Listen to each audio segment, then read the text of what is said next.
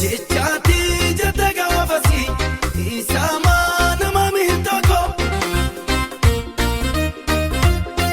shakkono sindabalade galmanan kakayoko anu yaalin kabufite dhaabachuudhaaf tuka kaayera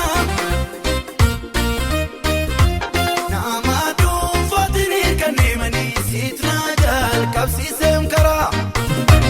niisi birkadden ga'umsi kwaakuli kanaan nu gababu gafaatti jaljette dubbii namaa miti dammiyyuu mi'aawu gidduu galeessa ba'u jalqabaaf dhuma koo namni si na beeka sodaataa jiraadhu